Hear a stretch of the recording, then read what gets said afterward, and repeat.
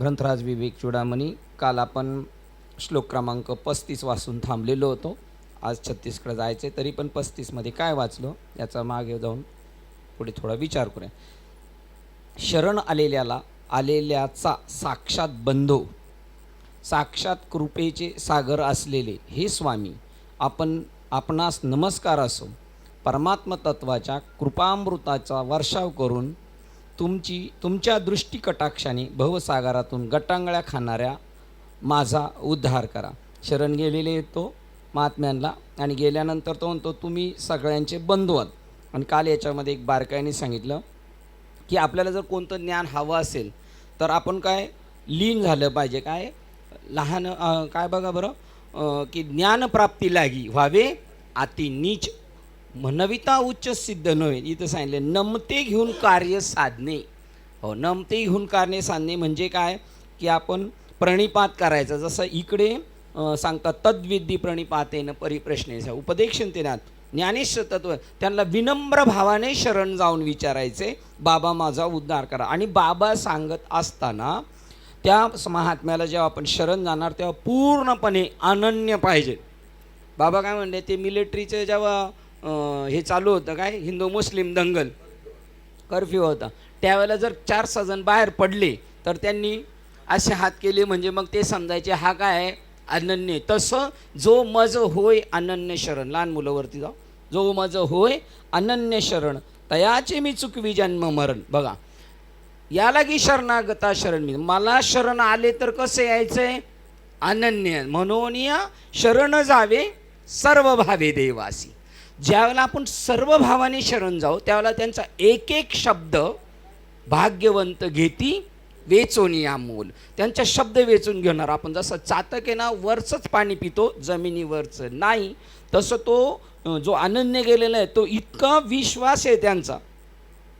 एखाद्या वेळेला जरी सांगितलं त्यांनी, आपण मागे म्हटलं की जरी एखाद्या वेळेला त्यांच्याकडून सांगण्यात काय मिस्टेक झाली असं वाटलं आपल्याला तरी त्या श्रोत्याला वाटणार नाही मिस्टेक झाली म्हणून. आणि ती मिस्टेक नसणार आहे पण आपल्याला वाटणार इतरांना, पण त्याला वाटणार नाही. जर वाटलं हे बाबाने बरोबर नाही सांगितलं तरी त्याला ते फलद्रूप होणार नाही एवढं ते म्हणतात. त्यामुळे आणि कधी समजतं जेव्हा पूर्ण समरस होणार त्याच वेळेला दोन विवाहित जो एक जोडपं पूर्ण जर एकमेकाशी समरस झालं तर चांगली संतती मिळू शकते. हां, नाहीतर मग ते बुद्धीमध्ये त्या तसं आहे. ज्यावेळेला आपण त्या यांना सामोरे जाऊ त्यावेळेला पूर्ण अनन्य जेव्हा होऊ त्यावेळेला ते पूर्णपणे आपल्यामध्ये विकसित होतो. त्या शब्दाचे अर्थ आपल्याला सहज कळले जातात. त्याच्यानंतर ते म्हणतात सद्गुरूंना शरण जाणे म्हणजे बंदा गुलाम नाही करायचं त्यांना. तिथं त्यांनी काय मान वर नाही करायचे असं नाही. त्याला जे सांगितले की गर्वता करावे दास्य. दास्य म्हणजे काय आपलं काही चालवायचं नाही. म्हणजे याचा अर्थ तो गुलाम नाही केलेला आहे पण ती त्याची जी डोके चालवण्याची पद्धत बंद करून मी काय सांगतो ह्याच्याशी त्याला एकरूप करायचं आहे. आणि समरस झाला तरच ते फलद्रूप होऊ शकतं. शेवटचा पॅरेग्राफ वाचतो आपण कालच्या ह्याच्यातला. या ठिकाणी वेदांताच्या सद्गुरूंना शरण जाण्यास त्यांचे गुण, आणि वेदांत म्हणजे संतांनाच, ज्ञान आत्मज्ञानी संतांना, या ठिकाणी वेदांताच्या सद्गुरूंना म्हणजे आत्मज्ञानी संतांना शरण जाण्यास त्यांचे गुण संकीर्तन करण्यास आणि विनम्र त्यांचं बाबा तुम्ही कसे आहात, करुणेचे सागर आहात, तुम्ही दीनबंधू आहात, तुम्ही लोकांवर कृपा वर्षाव करणार. जसं एखाद्याकडून उसने पैसे काढायचे असले का काय त्या मास्का पॉलिशी तशा पद्धतीने त्यांना विनम्र भावाने, आणि ते तसे आहेत, त्यांची सेवा सांगितली आहे. हा दंडक म्हणजे शिष्याला बौद्धिकदृष्ट्या सद्गुरूंचा बंदा गुलाम बनवणे नव्हे. असं सांगणं म्हणजे त्याला दास त्यांच्या घरचा रामा घडी नाही त्यांना बनवायचा. परंतु या साधनेचा काही कालपर्यंत पाठपुरावा केल्यास शिष्य सद्गुरूच्या अंतकरणाशी पूर्णपणे समरस होतो. लीनता म्हणजे आपलं अस्तित्व सगळं संपलं. जसं एखादी मुलगी एखाद्या घरात लग्न करून आले, तिचं नाव बदलायचं लागतं, तिचं आडनाव बदलावं लागतं, वडिलांचं नाव, गावाचं नाव, आवडीनिवडी, आणि एक एक तिला ते जड जाईल. पण ते टाकता आणि जे न आवडणाऱ्या वस्तू स्वीकारता एक दिवस ती त्या घराची मालकीण होऊन जाते. तसं शिष्य सद्गुरूंच्या अंतकरणाशी पूर्णपणे समरस होतो. गुरूंना काही करावायचे असेल तर अतीत अवस्थेचा अनुभव शिष्यापर्यंत पोहोचवणे होय. गुरुजींना काय द्यायचं आहे शिष्याला, तर जी सांगता येणार नाही अशी वस्तू त्यांना सांगायची, आणि ती त्याच वेळेला होती. जसजसं आपले बघा, आपले पण मित्र आहेत, त्या मित्रांमध्ये आता एक नवीन शब्द आलेला आहे, काय, बेस्ट फ्रेंड, आणि बाकीचे सगळे फ्रेंड. मग जसजसं तुम्ही जवळ जाता त्या अंतःकरणातले सगळं तिकडं प्रगट होतं, आणि त्यांनी सांगितलेल्या गोष्टीवर अविश्वास नसतो. तसं गुरूंना काही करावायचं असेल तर अतीत अवस्थेचा अनुभव शिष्यापर्यंत पोहोचवणे हे होय. आणि ज्या अर्थी अनंत तत्वाची व्याख्या सीमित शब्दात करता येत नाही, कैसे बोटाने दाखवू तुला, हे शब्दात व्यक्त करता नाहीत, हे शब्दाच्या पलीकडचं आहे. हां हां, जसं कोणती वस्तू हाताने इकडून तिकडून देता येईल तशी वस्तू नाही, पण तेही सद्गुरू शिष्याला प्रबोधित करतात तशा प्रकारचं, आणि ते होण्यासाठी अनन्यता पाहिजे, मग तो शब्दात येत नाही. त्या अर्थी सद्गुरूंचा उपदेश हा फक्त शिष्याच्या पूर्ण भक्तिभावाने स्थिरावलेल्या शांतचित्त झालेल्या अंतःकरणातच प्रतिध्वनित होऊ शकतो. केव्हा तो प्रतिध्वनित होऊ शकतो? तो ज्यावेळेला बाबांच्या लेवलला झाला, बाबा सांगतील त्याप्रमाणे विश्वास, तुका म्हणे शेष सेविना आवडी, वचन न मोडी बोलिले, ते त्यांच्या वचनावर पूर्ण विश्वास आणि समरस होईल तेव्हा. आणि जर समरस नाही झाला तर यांचं म्हणणं आहे ते त्याला फलद्रूप होऊ शकत नाही. उदाहरण देतात बघा, शिष्याच्या अंतःकरणात उद्भवणारे कोणतेही विसंवादी सूर, त्याच्या डोक्यात काहीतरी येऊ शकतं विसंवादी, वेगळा त्याचा वेगळा तो दुराग्रह काढू शकतो, पण सद्गुरूंनी आपल्या प्रवचनात कथन केलेल्या श्रुतीच्या उपदेश वाक्याच्या अभिप्रायावर बलात्कार करणारे, त्यांची छेड करणारे विक्षेप करीत असतात.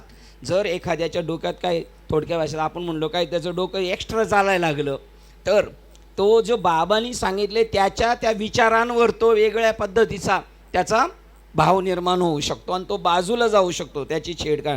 म्हणून आपणामध्ये आपणाहून काही बदसूर निर्माण होऊ नये, म्हणून अनन्यत्व आहे, म्हणून समरसता आहे, म्हणून दास्यत्व आहे.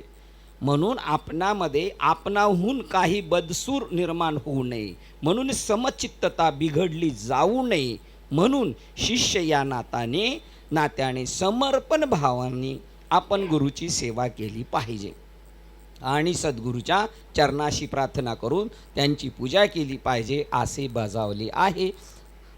ते ज्ञान पैगाबरवे त्या ओळी सगळ्या इथं आहेत. तनु मनोजीवे चरणाशी लागावे अगरवता, हे सगळं करून सुद्धा मी काय करतोय बिलकुल नाही, मी काय केलं याचं माहीत नाही. अगरवत्ता करावे दास्य सकळ. त्याच्यामध्ये एक उदाहरण येतं, तो बुद्धीने जरी हुशार नसला तरी तो गावभर रामायणाचार्य होऊ शकतो जर बाबावर विश्वास.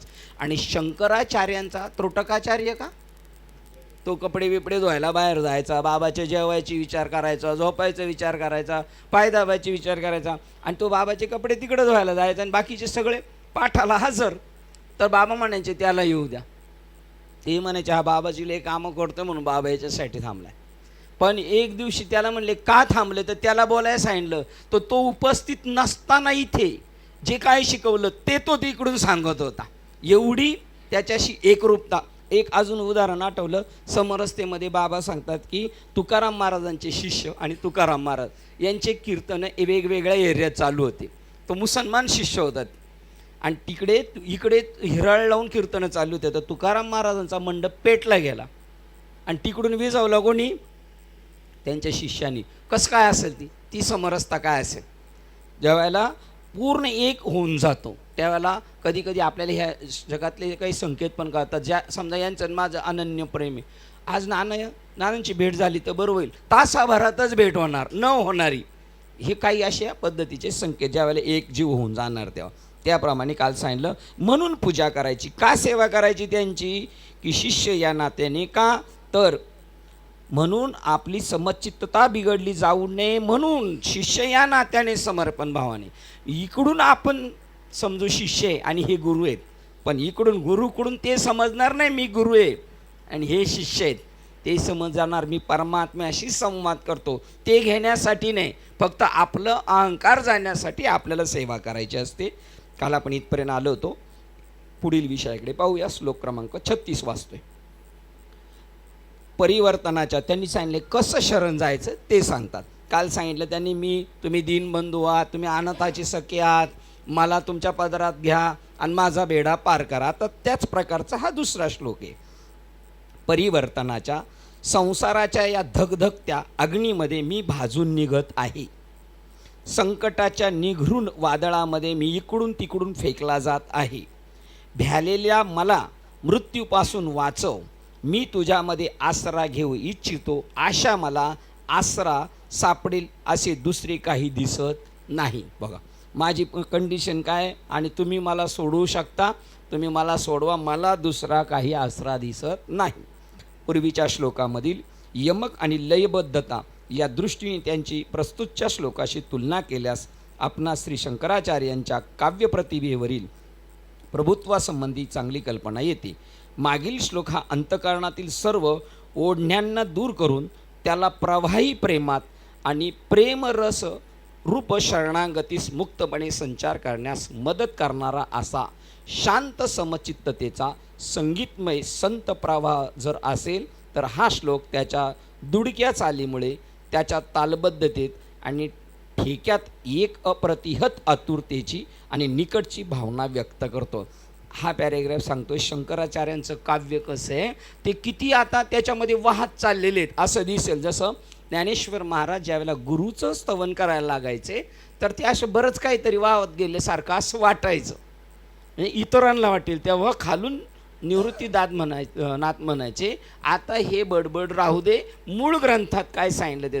आणि ज्यावेळेला माणूस हे होतो अति उत्साही त्यावेळेला त्या याच्यात तो हे बोलतो ते चुकीचं नसतं. परंतु इथे तसंच सांगतात की मागच्या श्लोकात जसं सांगितलं तसं हे सांगतात गुरुबद्दलच्या प्रेमाबद्दल. ही जेव्हा ते हिस्ट्री सांगतात तेव्हा त्यांना त्यांच्याही हृदयामध्ये त्या आठवणी येत असणार आहे. त्या साधकावर जी संकटे येतात ती या श्लोकात पहिल्या ओळीत स्पष्ट केलेली आहे. तर दुसऱ्या ओळीत त्याला आतून त्रस्त करणारी संकटे निर्देशित केली आहेत. काय संकटे आहेत बघा, आपली जी संकटे ती लई हातूर मातूर आहेत.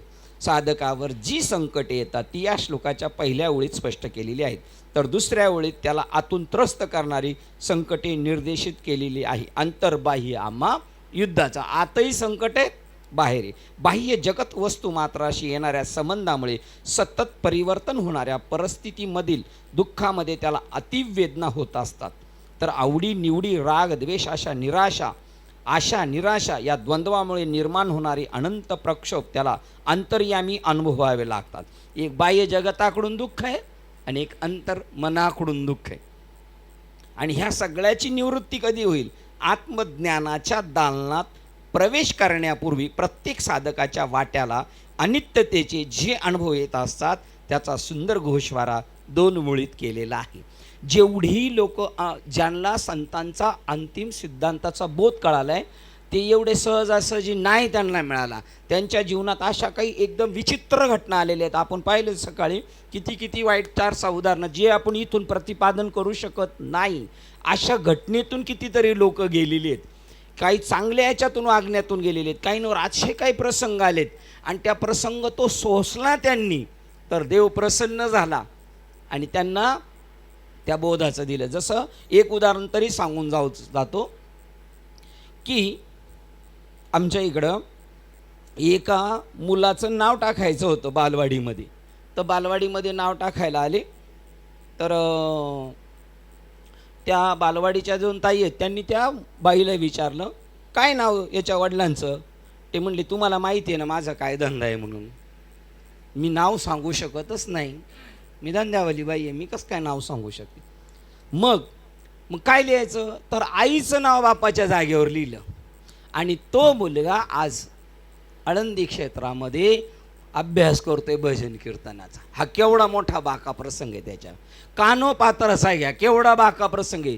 धन्य कानोपात्र आज झाली भाग्याची. एवढी बेजार परिस्थिती झाली तरी पण भाग्याची झाली. कारण कोणत्याही प्रसंगाशिवाय जर अर्जुनांवर पांडवांवर संकट येत नाही तर श्रीमद भगवद्गीता पुढे येत नाही. बघा अशा काही प्रसंग असतात का त्याच्यातूनच तो तिथपर्यंत जाऊ शकतो.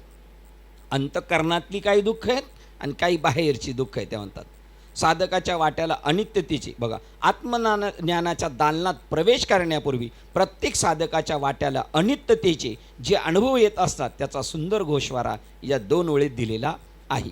व्यक्तीला मोक्षाची निकट तेव्हाच वाटू लागते जेव्हा ती व्यक्ती जीवनातील उणिवांची जाणीव करून घेण्या इतपत आपली सूक्ष्म संवेदनक्षमता विकसित करते. जेव्हा तिला त्याचा अनुभव येऊ लागतो तेव्हाच जीवनातील जीवघेण्या अनुभवांना प्रदूषित करणाऱ्या, मृत्यूच्या भेडसावणाऱ्या रडव्या सुरापासून संरक्षणाने आसरा शोधण्याकरता त्यास गुरूंची गरज वाटू लागते. केव्हा जातो? पिडतो तेव्हाच जातो माणूस. मजो सोडवी दातारा कर्मापासून दुस्तरा. जे आहेत सगळ्या आलिशान भोग भोगतात त्यांना त्याची काही गरज पण नाही. पिडलेलीच लोक घेऊ शकतात, ज्यांचं सगळं एखादा अपवाद मग एखाद दोन कुटुंब असू शकतील का त्यांच्याकडे सगळे आहे ते. आणि जरी सगळं असलं तरी सगळं नसतं. बाबा म्हणले यशवंतराव चव्हाण आणि आम्ही एकत्र बसायचो. त्यांनी एकदा खंत व्यक्त केली होती, मला कोण नाही. ते म्हणले नाही तेच बरं आहे, असणारे दुःखी आहेत आहे की नाही. ज्यांनी कोट्यावधीचे भ्रष्टाचार केले त्यांचं खायलाच कोण नाही कुणी. मग दुःखाशिवाय कोणी इकडे येत नाही. आणि कुंती मातेने काय मागितलं होतं? दुःख दे. तरच देवाची आठवण, सुखातल्या लोकांना आठवण होत नाही. आणि मग तो देवाला शरण जातोय. मृत्यूचा अर्थ बघा आता. मृत्यूचा तो काय करतो? कधी रडव्या सुरांपासून संरक्षण आणि आसरा शोधण्याकरता त्यास गुरूंची गरज वाटू लागते. आणि आता बाबांचं वाक्य काय? मला आला ताप तेव्हा देवा तू माझा बाप. आणि असे उलट्या काळजाचे यांचा गेला ताप, ते देवाच्या बापाचे बाप होतात आहे का नाही. मृत्यूचा अर्थ काय? मृत्यूचा अर्थ आपण आपल्या प्रत्येकाला येणाऱ्या मरणाचा अनुभव असा लावू नये. प्रत्येक क्षणाला मनुष्य मरतोय. प्रत्येक मनाच्या इच्छेच्या विरुद्ध घटणाऱ्या घटना आहेत. आणि वास्तव्यापासून बाजूला जाणे हा खरा मृत्यू आहे. मृत्यू काय आहे? वास्तव न समजता जगणं, तो मृत्यू आहे ते म्हणतात. मरणाचा अनुभव असा लावू नये तर प्रत्येकाला येणाऱ्या मरणाचा अनुभव असा लावू नये. मृत्यू म्हणजे मरणं, तर मृत्यू म्हणजे अनित्यतेचा मारक असा त्याचा व्यापक अर्थ घ्यावयास पाहिजे. अनित्यतेच्या जगात जगतोय आपण, नित्य जीवनात नाही, अनित्य जगतामध्ये जगतोय. हा आपला मृत्यू आहे. आणि नित्य जगतात गेलो ना तर मग मरण माझे मरून गेले मज केले अमर, मग मृत्यूच राहिला नाही त्याला. त्या अर्थाने प्रत्येक क्षणी मृत्यू होत असतो. प्रत्येक क्षणाला आपण मरत चाललेले, कारण प्रत्येक अनुभव विनाश पावत असतो आणि त्याच्या रक्षणेतून पुढे तो अनुभव येणार आहे. बघा त्याच्यातून दुसरा आहे, त्याचा जन्म होत असतो. साधक हा मृत्यूच्या पलीकडे असणाऱ्या अनुभव क्षेत्राबद्दल ज्या अवस्थेत पुढील जीवन सातत्यपूर्ण, एकसंग, आनंदमय आणि परिपूर्ण असते त्याबद्दल मार्गदर्शन विचारित असतो. बाबांना काय विचारित असतो? मला सातत्यपूर्व, एकसंग, आनंदमय आणि परिपूर्ण जीवनात जायचे. आता या जगात सगळं जरी असलं तरी ते जीवन कसं आहे? अपूर्ण जीवन आहे. मग याला धरूने सद्गुरू नायके पूर्ण कृपा केली. हे पूर्ण कृपा करत असताना मला संतान नव्हतं, संतान झालं. मी असाच भंगार होतो, आता मी लय प्रॉपर्टीवाद झालो. बाबा भेटायच्या अगोदर आमचं छप्पर होतं, आता बंगला झाला. ही सद्गुरू नायके पूर्ण कृपा केली. ही पूर्ण कृपा केली? ही कृपा नाही. पूर्ण कृपा म्हणजे आत्म्याची प्रत्यक्ष भेट. याच्यापेक्षा दुसरी पूर्ण कृपाच नाही. निवृत्ती गहिनी कृपा केली पूर्ण. बस आता माझं बरं. निवृत्तींनी गहिनीला कृपा, गहिनीने निवृत्तीला कृपा केली, काय मिळाले व्यवहारात त्यांच्याकडं? तरी ते म्हणतात मी जग सुखी करेल. असं काय भेटलं त्यांना? त्याची तर काहीच खबर नाही. त्या गोष्टी गुरूंना जाऊन विचारायच्या आहे. पुन्हा एक पाऊल मागं जातो. साधक हा मृत्यूच्या पलीकडे असणाऱ्या अनुभव क्षेत्राबद्दल ज्या अवस्थेत पुढील जीवन सातत्यपूर्ण, एकसंग, मृत्यूच्या नंतर होणाऱ्या घटनेचा आत्ताच आणि सातत्यपूर्ण ते जीवन त्याला जगायचं, एकसंग, आनंदमय आणि परिपूर्ण. अशी क्वचित माणसं आहे त्यांच्या संभाषणात ते असं बोलणार. जेव्हा मित्रत्वाचे संबंध, महाराज मला असं वाटतंय मी पूर्ण झालो, हे खात्रीचं वाक्य. एखाद्याला आपण म्हणलो असा कोण बोलत असतो का? असा कोण बोलत असतो का? त्याच्यातच तुमचं उत्तर आहे, असा कोणीही बोलू शकत नाही. जो पूर्ण झाला तोच बोलू शकतो. असं कोणीही बोलू शकत नाही मी पूर्ण झालो. बघा हे बोलताना त्याला प्रत्येक गोष्टीचा विचार करून बोलावं लागणार. हा श्लोक म्हणजे शिष्याने गुरुला उपदेश अगदी मनापासून प्रार्थना केली आहे. हा श्लोक म्हणजे शिष्याने गुरुला उद्देशून अगदी मनापासून केलेली प्रार्थना आहे, वर नाही, की ज्याच्यामुळे त्याच्या आणि गुरुत पूर्णता अंतःकरणाची एकसंगता निर्माण होईल. बघा तुम्ही आता बघा ते आपण ते गुरुकृपा अष्टक आहे ना, गुरु पादुका अष्टक, हां ते वाचताना ऐकताना फक्त डोळे मिटून बघा आपल्या घरी रोज कसं काय होऊन जाते. आपली कशाची भेट करून दे, अखंड जया ज्याची भेटी त्याची मला अखंड भेटे. हो, या जगात सगळी जी अंतिम सत्ता आहे त्याची मला भेट कशी केलेली आहे, अखंड. आता मी कसा उतराई हो, प्राण देऊ का काय देऊ, त्यावेळेला त्या माणसाला वाटतं, ज्यावेळेला आपण असं अनन्यत्व होतं ना त्यावेळेला त्या माणसाला वाटतं याला काय सांगून काय नाही. अशी स्टेप आपल्याला निर्माण करायची. या श्लोकात शिष्याने गुरुला उद्देशून अगदी मनापासून केलेली प्रार्थना आहे, की ज्याच्यामुळे नुसती प्रार्थना नाही केली. आता मनापासून प्रार्थना आणि प्रार्थना याच्यामध्ये फरक आपल्याला चांगला कळतो आहे की नाही. ज्याच्यामुळे त्याच्यात आणि गुरु पूर्णत्व अंतःकरणाची एक संगता निर्माण होईल. कालच्या मागच्या श्लोकालाच धरून ये वाक्य बघा, इथेच एंड झालेलं आहे. ते गुरुजी कसे आहेत ते म्हणतात बघा, वसंत ऋतूप्रमाणे सदैव जनहिता करता वाहणारे शांत आणि महान संत. वसंत ऋतूप्रमाणे. मी म्हणलं वसंत ऋतू कधी येतो नानांना म्हणलं, ते म्हणले ऐन उन्हाळ्यात पालवी फुटती, जेव्हा काहीच आसरा नाही त्यावेळेला. मग त्यांना त्या झाडांनी सुद्धा आसरा सोडून दिला असेल, पण त्यावेळेला यांच्यासाठी, आणि तो अल्पकाळाचा आहे काका म्हणतात, तो ऋतू इतर काळांपेक्षा अल्प. तो फलांनी फुलांनी त्या पालवीला टवटवीत करतो. मोडदाड झालेल्या पालवीला त्या झाडाला असं टवटवीत करतो. सेम इथे पण तो साधक कसा झालेला आहे तसाच झालेला आहे, आणि त्याला प्रफुल्लित करतो. वसंत ऋतूप्रमाणे सदैव जनहिता करता वाहणारी शांत आणि महान संत आहेत बघा.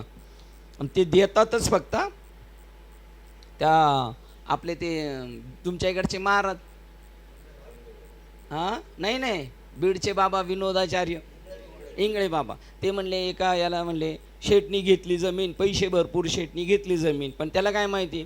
मग माळ्याला म्हणलं ही एवढी झाली ती यांना कधी काय फुलं, तर म्हणलं तो वसंत ऋतू आला का सगळं परिणाम होणार आहे. असं म्हणलं वसंत ऋतू आल्यावर. बरं म्हणलं आल्यावर मला सांग बरं का. आता याला काय माहिती. नंतर सगळं झालं. म्हणलं हे कशी काय बदल झाला यांच्यात. तो म्हणला वसंत ऋतू आला होता. मग मला का नाही सांगितलं, मी भेटलो असतो ना. म्हणजे बघा त्याची त्याला ओळख नाही असे येते, पण ते रिटर्न काही घेत नाहीत याच्यात. आता मी कसा उपकार फेडू, रिटर्न द्यायचा चान्स नाही. शांताबाईंचे नातू भेटले होते, ते म्हटले या मालिकेमध्ये रिटर्न काही देऊ शकत नाही. त्यांनी काय दिलंय, 72व्या वर्षी अनुग्रह भेटलाय त्यांना. ते म्हणतात मी काय सांगू, मला रिटर्न द्यायला चान्स नाही काही, इथं रिटर्न देऊ शकत नाही. त्याचं उत्तर आहे तुकाराम महाराज म्हणतात काय द्यावे त्यांची नाही. पुढच्या मंगळवारी गपला झालेलं आहे. हां त्याच्या हा गडबड आहे थोडी. त्यांचं अष्टमीला आहे आणि बाबांची नवमीला आहे सखायानंदांची. तो मंगळवारमुळं गोळ झालेलं वाटतं. जनहितार्थ वाहणारे शांत आणि महान संत आहेत. शांत काय ते अधिष्ठानावर आहे, सर्वांचे जे अधिष्ठान. राग का नाही आला रामेश्वर भट्टाचा तुकाराम महाराजांना, आणि आला नाही का तो जनहितार्थ राग आहे त्यांचा, स्वतःच्यासाठी नाही. शांत काय ते हरिओम शांती, अधिष्ठानाजवळ जाणार तेव्हा शांत होणार मानस. हो, त्यांना परमात्म्याचा प्रत्येक, ते परमात्मा स्वरूप आहेत म्हणून शांत आहेत. शांत कधी होतो माणूस, परमात्मा स्वरूप होतो तेव्हा शांत होतो. तोपर्यंत परमात्मा स्वरूप असं आहे असं ऐकून सुद्धा शांत नाही होत. बरं असं ऐकून नाही होत, मग असं सांगून होईल का, असं सांगून सुद्धा शांत नाही होत. तशी त्याची ती अखंड अनुभूती असेल तेव्हाच तो शांत होऊ शकतो. असा महान संत जे स्वयंप्रयत्नाने हा भयंकर भवसागर तरून गेलेले असतात, ते प्रयत्नाने गेलेले. तुकाराम महाराज गुरु शोधण्यासाठी, हे व्यक्ती अनुग्रह घेण्यासाठी साकुरीला इथून गेले. आई मंडळी आणि ते, आणि अजून एक विटनेस घेऊन गेले बाबांच्या घरी डोंबोलीला. तिथे गेल्यावर कळालं बाबा आजच गावाला गेले सकाळी. मग हे तिथून गावाला गेले. रात्रीचा मुक्काम 9 वाजता पोहोचले, अनुग्र घेतला आणि दुसऱ्या दिवशी निघाले 2,000 रुपये खर्च करून. आता आपल्याला जर घ्यायचं असला तर तुम्ही कधी मुंबईला येणार आहेत बाबा? बरं मग माझी सुट्टी रविवारी, तेव्हा याल का? आमच्या घरी याल का? सुट्टीत याल का? आणि रविवारी येणार आहे पण संध्याकाळी नाना म्हणले मला मीटिंग आहे, मग सकाळीच याल का? मग आता जेवढा खर्च केलाय तेवढाच बाबाकडून बोध भेटणार आहे ना, जेवढे पेरले तेवढंच उतरणार ना. मला कौतुक वाटलं यांचं. म्हणले कपडे बिपडे घेऊन गेलते का? ते म्हणले आम्हाला माहितीच नव्हतं.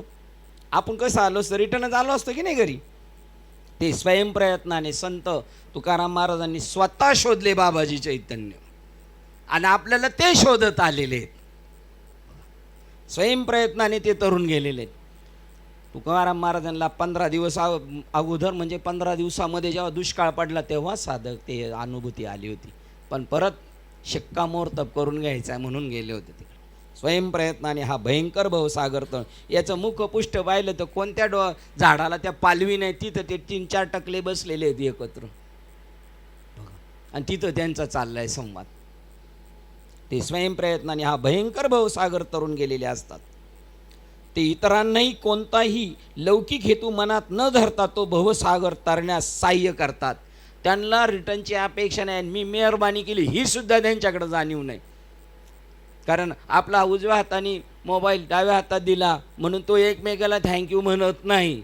त्याला कळालं हे उजवे वाम भाग तुका म्हणे एक चांग. त्या अँगलने ते जगाकडे पाहत असल्यामुळे मी याच्यावर मेहरबानी केली आणि त्याच्यावर मेहरबानी केली असं त्यांचे वाक्य नसतात. आणि आपल्या बाबांचं म्हणणं आहे उपकाराची भाषा ही तो कोणी कणाशी करू नये. ज्याने त्यांनी केलं ते आपल्या हितासाठी केलेलं आहे. पूर्ण साक्षात्कारी पुरुष स्वभावताच सहजगत्या अखिल विश्वाचा प्रेमी बनतो. घाल नाही पाहिलं बघा ते मी तुम्हाला म्हणलं, एक भिकारी बाई पोरगी 10-15-16 वर्षाची असो, तिच्या अंगावर येऊन कुत्रे उडे मारतात आणि खेळतायत त्यांच्याबरोबर त्या गार्डनमध्ये. बिस्किटचा पुडा अख्खा देणार त्याच्या अंगावर बी तेवढे उड्या नाही मारायचे आणि बिस्किटचं पुडं टाकल्यानंतर त्याच्याकडे हुंगून पण बघायचे नाहीत ती. पण ते प्रेम आहे. ते प्रेम नाही सांगता बोलता अनुभव चित्ता चित्त जाणे. प्रेम ने दाविता बोलता अनुभव चित्ता चित्त जाणे. ती सांगण्याची वस्तू नाही. पूर्ण साक्षात्कारी पुरुष. नुसतं साक्षात्कारी पुरुष नाही हे वाक्य. पूर्ण साक्षात्कारी पुरुष स्वभावताच त्यांचा स्वभाव आहे. सूर्याला बाबा म्हणतात तर आपण म्हणलो तुम्ही उगवल्यामुळं माझं झालं कल्याण आणि आमचं सगळे राटी चालू झाले. मला काही त्याचं काही माहीत नाही. माझा स्वभाव आहे तो. स्वभावता सहजगत्या आणि सहजगत्या अखिल विश्वाचा प्रेमी बनतो.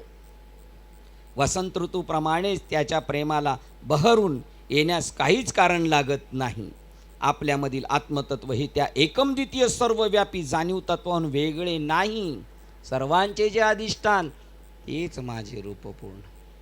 अशी ज्याला अनुभूती आलेली असते त्याला तत्क्षणी शोध लागतो की तेच त्याच्या भोवतालच्या वैविध्यपूर्ण नामरूपाचा गाभा होय. हे त्याला कळलं. माझ्यातलं तिकडं सगळं व्यापलेले. सकाळी दीप रत्नाकरमध्ये म्हणतो, रत्नाकर गुरुजींना विचारतो की मला हा बोध आपल्याला हे झालं हे सगळं, पण इतर लोक तर शास्त्र वाचतात, वेदाचा अभ्यास चालू आहे, 18 पुराणं 64 कला जाणतात, तरी का त्यांना कळत नाही? तर त्यांचे गुरुजी त्यांच्यावर रागवले, त्यांना का कळत नाही हे तुला कळायला पाहिजे. तू अमृत प्यालायस ना म्हणून तू म्हणतो ही लोक का मारतायत. तू म्हणतो ना ही लोक का मारतात, तर तुला कळायला पाहिजे तू काय प्यालायस, अमृत प्यालायला. मग यांना का नाही कळत? यांना पहिलं काय झालेलं आहे, आत्म्याची विस्मृती. दुसरं काय, आत्म्याची विस्मृती झालेली आहे. देहाचं भान आणि त्याच्यावर अजून मी अभ्यास केलाय ही नशा चढलेली आहे त्यांना. ते मद्य आहे त्यांचं पेलेले. ते हे अभ्यासाचं मद्य प्याले असल्यामुळे त्यांना ती गोष्ट रुचत नाही. ते म्हणलात बघा, तक्षणी शोध लागतो की जाणीव तत्व वेगळे ज्याला अनुभूती आलेस त्याला तक्षणी शोध लागतो की तेच त्याच्या भोवतालचे वैविध्यपूर्ण नामरूपाचा गाभा होय. हे आजूबाजूचं माझ्या जग आहे ना ते मीच आहे तो म्हणतो. असा पुरुष. अजून एक उदाहरण दिलं त्यानं. मासा खेळतो पाण्यात पण माशाला माहीत नाही याला पाणी म्हणतात. पक्षी आकाशात उडतो पण त्याला कळत नाही हे आकाश आहे. आणि सामान्य माणूस या जगात राहतो, त्याला हे कळत नाही माझ्या अवतीभोवतीचं जगत परमात्म स्वरूप आहे. त्याला नाही कळत, पण तुला कळालंय. असा पुरुष एकतेच्या निकटच्या जाणीवेत सतत जीवन व्यतीत करीत असतो. एकता पाळतो. तो का म्हणे आम्हा एकांताचा वास हे कळून घेण्यासाठी डोंगरात जायचं असतं, पण डोंगरात राहतात त्यांना सगळ्यांनाच एकांताचा वास कळाला नाही. एकाचाही अंत होऊन जाणे, मीठ विरघळून जाणे, समुद्री लवण नव जवनो पडे, तववरी वेगळे अल्प आवडे, मग होय सिंधूचे एवढे. जोपर्यंत मीठ समुद्रात पडत नाही तोपर्यंत वेगळे आवडे, आणि जेव्हा पडे तेव्हा होय सिंधूचे एवढे मिळा. जोपर्यंत आपल्याला आत्मबोध होत नाही तोपर्यंत आपल्याला वेगळेपणा आहे, आणि ज्यावेळेला आपण आत्मरूपाचा बोध होईल तेव्हा आपण सर्व व्यापक होऊन जाऊ, ते म्हणतात.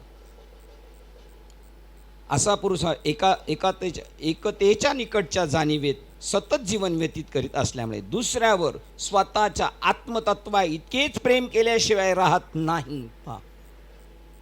स्वतःच्या आत्मतत्वा इतकेच प्रेम केल्याशिवाय राहत नाही. त्याबाबत विश्वप्रेम ही काही संपादन करण्याची कला नसते, अगर अनुसरावयाचा औपचारिकपणा नसतो, अथवा साध्य करावयाचे ध्येय नसते, तो त्याच्या नित्याचा जीवन निश्वास असतो. ते सामान्यांच्या ज्ञानकक्षेत फक्त तुलनेने आणता येणे शक्य आहे. इथं तुलनेचे आणता येणे शक्य.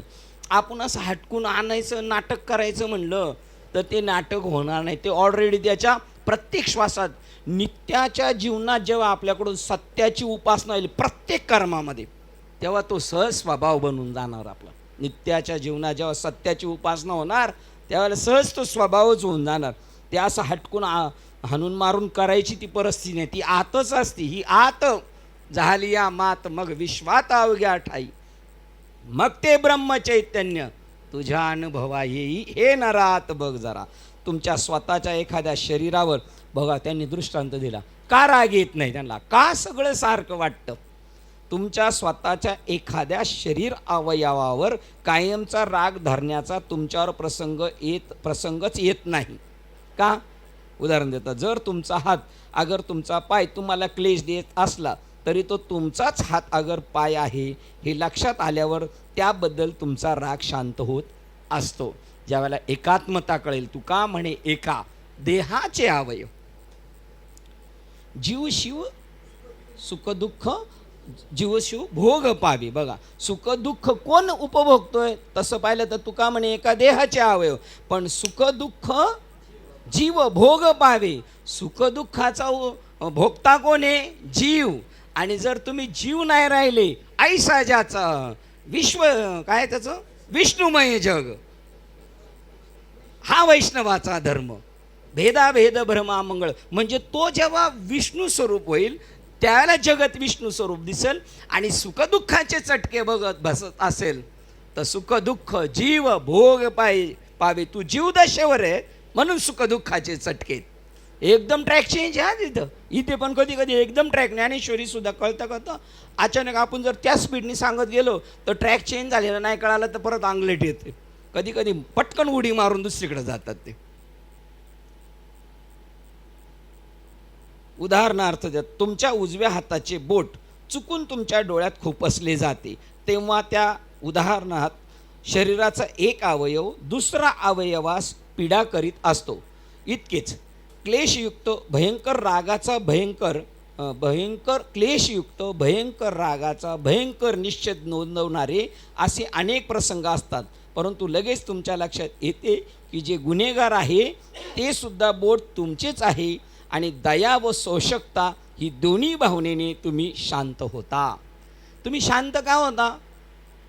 एखाद्याला म्हणतो हो जा मी तुला माफ केलं, तुला माफ केलं नाही माफ केलं.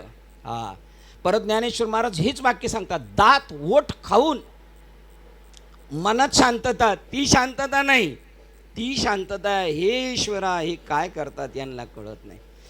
पिक्चरवाल्यांना कळालं. तुकाराम महाराज जेव्हा प्रसन्न असतात त्यावेळेला त्यांच्या चेहऱ्यावरचे तेच मुद्रा आणि भाव आहे. आणि ज्यावेळेला कोणतरी पीडा देतो त्यावेळेला सुद्धा तेच भाव आहे. आपलं तसं नाही. आपल्या पिकाला जर ताण बसला तर लगेच पीक सुकलं, असं आहे आपलं. तसं त्यांचं नाही, ते कोणत्याही प्रसंगात. म्हणून त्यांना सच्चितानंद पदवी म्हटलं जातं. सतत चित्तात त्यांच्या आनंदाचा ओघ चाललेला आहे, नित्य अखंडित ओघ चालू आहे. भगवान कृष्णाच्या मुलाला काय त्याचं नाव आहे, प्रद्युम्न, त्याला उचलला पाळण्यासह राक्षसाने बारीतून हात घालून खिडकीतून आणि उचलून घेऊन गेला. तरी सुद्धा भगवान कृष्ण असे बारीतून डोकावतात आणि हसतात. त्यांचं नाव सच्चित आनंद आहे. आणि बळीरामला कळालं तसा नांगर घेऊन त्याच्या मागं लागलेला आहे. एवढा फरक आहे दोघांमध्ये. तुम्ही का नाही रागवत, तर तुम्हाला कळालं हा माझाच पार्ट आहे, हा माझाच पार्ट आहे, दुसरा माझ्याशिवाय हा वेगळा नाही, म्हणून ते रागवत नाही. ऐसा ज्याचा अनुभव विश्वच देव सत्यत्वे. एक आपणच पाय विश्व ऐसे, एक आपण पैचे ऐसे, जे देखती विश्व तैसे. हे बोलणे कायसे नवल देखील. हे बोलायचं काय, हे आपल्यासारखंच विश्वाला पाहतात, हे बोलणं सुद्धा नाही तिथं. हे नवले काय, जगची देह झाले म्हणून प्रिया अप्रिय गेले, हर्षामर्ष ठेले दुजे विन. बघा, जगच देह झाला अख्खं शरीरावर.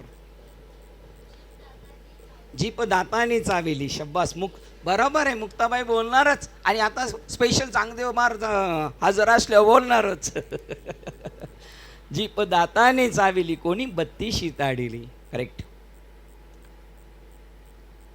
लगेच तुमच्या लक्षात येते की जे गुन्हेगार आहे ते सुद्धा बोट तुमचेच आहे. आणि दया व सोशिकता ही दोन्ही भावनेने तुम्ही शांत होता. दया बी आणि शांतता बी एकालाच करायचा आहे हा पाठ. मग त्यामुळे तो म्हणतो काय दया कोणा करायची आणि सोडायचं, जा माफ केलं म्हणायला, माझीच जीप आहे, माझेच दाते. आणि दया आणि सोशिकता दोन्ही तुमच्या भावनेने तुम्ही शांत होता. आणि ज्यावर गुन्हा झालेला आहे तो व गुन्हेगार हे दोघांवरही पितृभावनेने तुम्ही क्षमा करता. बघा, ज्याने गुन्हा केला आहे त्याला पण माफ करता वडील भावनेने, आणि ज्याला भोगावं लागले त्याला पण. तुका म्हणे करा वडील पण दानासी, तेने सुख होय सकळ जनाची. तुम्ही अनेक गुन्हे करणाऱ्या माणसाला माफ करा, मग त्याला सुख नाही व्हायचं तर काय होईल. आम्ही किती नखरे गेले तरी महाराज काहीच बोलत नाही. अशा वेळी बोटाला शिक्षा करणे म्हणजे पुन्हा तुमचाच क्लेश करणे होय, तुम्हालाच क्लेश करणे होय. तद्वत, बघा सिद्धांत, तद्वत स्वतःमधील सत्यतत्व हीच विश्वातील सर्वांच्या मधील गाभारूप वस्तू होय. अशी जेव्हा एखाद्याला अनुभूती येते तेव्हा त्याच्या अंतःकरणातील प्रेम आणि दया ही जगातील सर्वांच्या करता त्याच्या हृदयात नैसर्गिकरित्या व सतत वसत असते. कधी कधी नाही, आणि ती ओढून ताडून आणलेली कृत्रिम नाही आहे, ती नैसर्गिक आहे, ओरिजिनल आहे. शरीर, मन आणि बुद्धी यांच्याशी आपण तादात्म्य पावत होतो तोपर्यंत जी अनित्यतेची भावना आपल्याला वाटत होती, नित्याची नाही वाटत. कधी अनित्याची कधी वाटते, आपण स्वतःला शरीर समजतो, आपण स्वतःला मन समजतो, आपल्या बुद्धीच्या ताऱ्यांचे आपण लय कौतुक करतो, यांच्याशी आपण तादात्म्य पावत होतो तोपर्यंत जी अनित्यतेची भावना आपल्याला वाटत होती, त्यापासून आपल्यामधील साररूप सत्यतत्व समजल्यावर आपल्याला मुक्तता लाभते. शरीरापासून मुक्ती पाहिजे आपल्याला. शरीरातून मुक्ती झाली तर मुक्ती नाही, मनापासून सुटका झाली पाहिजे आणि बुद्धीच्या बी कचाट्यातून सुटलो पाहिजे, त्याचं नाव मुक्ती. आणि हे तिघही अनित्यतेच्या संगतीत आहेत, म्हणून आपल्याला बद्धतेची आहे. आणि याला नित्याची जेव्हा गोडी भेटेल, नित्य स्वरूप कळेल, तेव्हा तो सहज याच्यापासून बाजूला होतं. पूर्णत्वाला पोहोचलेल्या मानवास हे प्रक्षोभ अधिक काळ त्रस्त करू शकत नाही. त्रास होऊ शकतो, झटका बसू शकतो, थोडा वेळ बसू शकतो, पण पूर्ण काळ नाही. गौतम बुद्ध ध्यानाला बसलेत आणि ध्यानाला बसल्यानंतर तिकडून एक मोठा दगड सटकला आणि तो असा खाली ज्या दिशेने येतोय ते इथं ध्यानस्थ बसलेत. लोक म्हणले गेले गौतम बुद्ध गेले, आता काय करणार. आणि त्यांना आरुळी मारून ऐकायला येणार. आता आपल्याला जर आरुळी मारली असतं तर लगेच आपण उठलो असतो, नाही. मग ते तिकडे जवळ येता येता अगदी एवढ्या जवळच्या, एवढ्या हातभर त्यापेक्षा लांब, समजा एक 100 मीटरच्या अंतरावर एक छोटा दगड आला त्या मोठ्या दगडाला आडवा, आणि तो स्पीडने आल्यामुळे त्याच्याशी टक्कर झाल्याबरोबर त्या मोठ्या दगडाचे 2 भाग झाले आणि असे निघून गेले. आणि इथं गौतम बुद्ध सेफ वाचले. पण त्याच्यातून एक उडालेली चिप ती त्यांच्या पायाच्या अंगठ्याला लागली.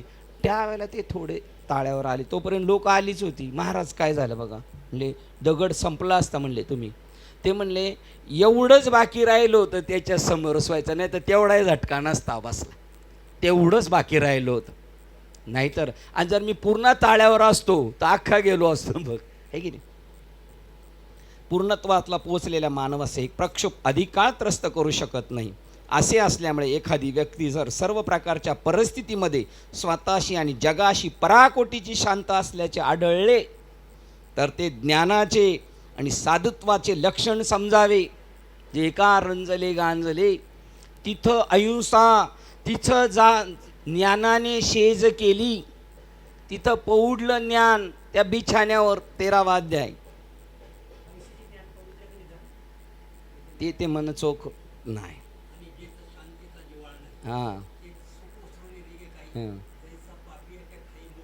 हां, इथं ते सांगतात तो असा शांत झालेला आहे का तो तिथं जाऊन झोपलाय त्या स्वरूपाच्या ठिकाणी. चला तू का म्हणे मन नाही वृत्तीवर झोपला तो तिथं जाऊन. त्याला शांती समजायचं ती सगळे गुण तिथं आहेत. किंवा अजून आपल्या नाथबाबांचा मला वाटतं अभंग आहे, सर्वाभूती पाही, का नामदेव महाराजांचा आहे. सर्वाभूती पाही एक वासुदेव पुसोनिया ठाव अंतेचा. कधी कधी सर्वाभूती पाहे वासुदेव पुसोनिया ठाव तोची संत साधू ओळखावा निका आणि एरते जाणावे मायाबद्ध. दया, क्षमा इत्यादी गुणांचा नैसर्गिक परिपाक परिस्थितीमध्ये बघा असल्या एखादी व्यक्ती जर सर्व प्रकारच्या परिस्थितीमध्ये स्वतःशी आणि जगाशी पराकोटीची शांत असल्याचे आढळले तर ते ज्ञानाचे आणि साधुत्वाचे नक्की लक्षण समजावे. म्हणून दया, क्षमा इत्यादी गुणांचा नैसर्गिक परिपाक असलेल्या खऱ्या विशाल मनाचा जो मनुष्य असतो तोच संत होय, साक्षात्काराचा ध्वज होय. बघा महापुरुष हा साक्षात्कारानंतर स्वतःच्या कामनांचा त्याग करून कायमचा हिमालयातील गुहेत आपल्या या पार्थिव देहाच्या, बघा ट्रॅक चेंज झाले आता, उलटं बोलतं ते. महापुरुष हा साक्षात्कारानंतर स्वतःच्या कामनांचा त्याग करून कायमचा हिमालयातील गुहेत आपल्या या पार्थिव देहाच्या अगतिक अस्तित्वाचे शेवटचे दिवस मोजण्याकरता निवृत्त होईल असे म्हणणे चुकीचे आहे. बघा तर ते म्हणतात याला बोध झालं, तो म्हणाला आता मी कुठं जातो, हिमालयात गुहेत जाऊन बसतो आणि शेवटचे दिवस मोजत बसतो. नाही, उलट तो शेवटचे 4 दिवसातला एक एक क्षण काहीतरी दुसऱ्याला. बाबा तर शिवी देऊन बोलले होते. आमच्याकडे एकदा प्रवचन होतं आणि बाबा म्हणले, श्रीपाद बाबा असे म्हणले, तर हे म्हणले बाबांनी पुढं बाया माणसं बसले तर नव्हतं बोलायला पाहिजे. तर म्हणला बाबा म्हणले एक सारखा ध्यानात बसलेला आहे आणि आत्मसाक्षात्कार झाला आणि सारखा ध्यानात बसलाय. बाबा म्हणले अरे समाजाला सांगायचं आहे नाही म्हणतो आपलं ध्यानात बसायचं. तो ध्यानात डोळे दाखवून काय बघतो रे काय बघतो रे या आता बोलू काय. इतका घाणेरडे शब्दाचे, म्हणजे नळावरची भांडणे, गावची जी भांडणे आहेत ना बांधावरची, आणि ते स्वतःचीच भाऊ आईमाई काढतात तशी. काय बघतो रे तू, डोळे झाकून जा ना. स्वतःचे डोळे उघडले तर दुसऱ्याचे उघड. जाऊन बसलाय तिकडं.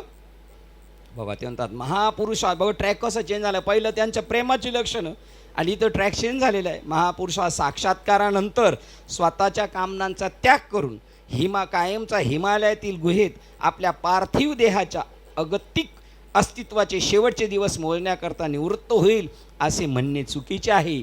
तर उलट आता दिवस चारी खेळी मिळे. आता दिवस चारी खेळी मिळी. कोणाचे? ज्याने मुक्तीशी लग्न लावले त्याचे. त्याचा ना अजून मुक्तीचा काही तपासच नाही, त्याचं नाही. तो गुहेत निवास करील, निवृत्त होईल असे म्हणेल हे चुकीचे आहे.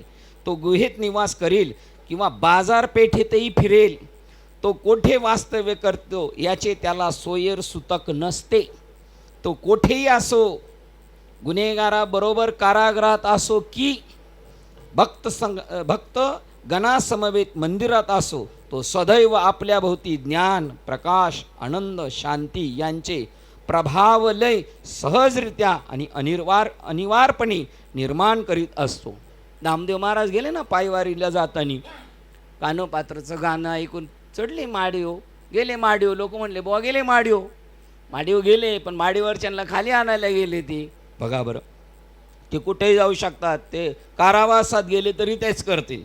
त्यांचा अगदी सहज स्वभाव असतो. गरम होणे हा अग्नीचा धर्म असल्यामुळे अग्नी उष्णता निर्माण करीत असतो असे आपण म्हणू शकत नाही.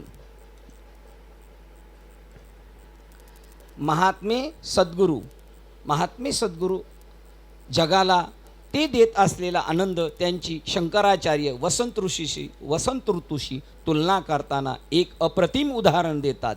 जेव्हा वसंत ऋतू सुरू होतो तेव्हा तो काही प्रत्येक वृक्षाची आपला बहार पृथ्वीवर पडण्याबाबत मनधरणी करत नसतो. अगर चंद्राने अधिक प्रकाशमान व्हावे किंवा आकाशाने निरभ्र व स्वच्छ व्हावे, वनस्पती पुष्ट व्हाव्यात आणि प्रत्येक हृदय आनंदित व्हावे असा प्रचार करीत नाही. वसंत ऋतूचे आगमन आणि अनुषंगिक परिस्थिती ती एकमेकास पूरक असतात, एक दुसऱ्याशिवाय असू शकत नाही. तो कोणाला बोलवीत नाही आणि प्रत्येक झाडाकडे जात नाही, तर तो सगळ्यांना सरसकट दे राया रंका पारणे आमोदाशी. त्याला स्पेशल नाही भेटायची बघा, याला दे त्याला दे, बस एक नुसती नजर टाकली. बघा आता ही एक स्टेप आहे, एक नजर टाकली सगळ्याचं काम होऊ शकतं. हा हे असो दिठी जायावरी जळके की माथा पद्म पारुके. हात ठेवला, दृष्टीने पाहिलं, तो जयाकडे वास पाये, ते होती सुखाची दृष्टी. तो म्हणे तेथे राहे महाबोध. प्रत्येकाकडं तो वसंत ऋतू जात नाही. तद्वत या महात्म्यांना आपल्या भोवती ज्ञान व आनंद पसरावयाचा असतो आणि जेव्हा खरे साधक त्यांच्यापर्यंत पोहोचतात तेव्हा ते या महात्म्यांच्या व्यक्तिमत्वाच्या अक्षय कक्षेत न्हावून निघण्याकरता अनिवार्य रीतीने ओढले जातात. सहज त्यांना खेचलं जातं. ती गुरुत्वाकर्षण शक्ती आहे. आपण कसे गेलो बाबांकडे? त्या लोखंडाला विचारलं तू लोहचुंबकाकडे कसा गेला? त्याला काय अक्कल आहे? आता ही ती इतराला माहिती आहे हे लोखंड नाही, हे लोहचुंबक आहे म्हणून खेचतंय. तसं आपल्याला नाही कळत आपण कसे गेलो, पण ते त्यांनी खेचून घेतलं आपल्याला. यामधील काव्यकल्पना अशी आहे की जो स्वतःच्या साक्षात्कार अवस्थेत मस्त असतो की तो दुसऱ्यांना दुःख आणि भ्रांती याचा किनारा पार होण्यास अनाहूतपणे मदत करीत असतो. तो तर स्वतःच आहे. फेडीत पापताप पोखीत तिरीचे पादम समुद्रा जाय. तो तर स्वतः आहेत, पण येणाऱ्यांना पण सुखी करत जात असतो. बरं त्याला काही घेणं देणं नाही, सगळ्यांचा उद्धार व्हावा असं काय त्याने कॉन्ट्रॅक्ट घेतलं नाही. आणि बाकीचे त्याच्या दृष्टीने काही होईना जाय, एरवी काय होईना जाय तरी भविष्यवाणीची मज वेगळी नाही. हा बोलच एरवी काही होईना जाय. आत्ता जे आहेत, मागे जे होऊन गेले आणि पुढे जे होणारे ते मीच आहे. आणि वास्तविक येत बी नाही आणि काही जात नाही, हा फक्त बोलच आहे. सर सगट मी आहे बस.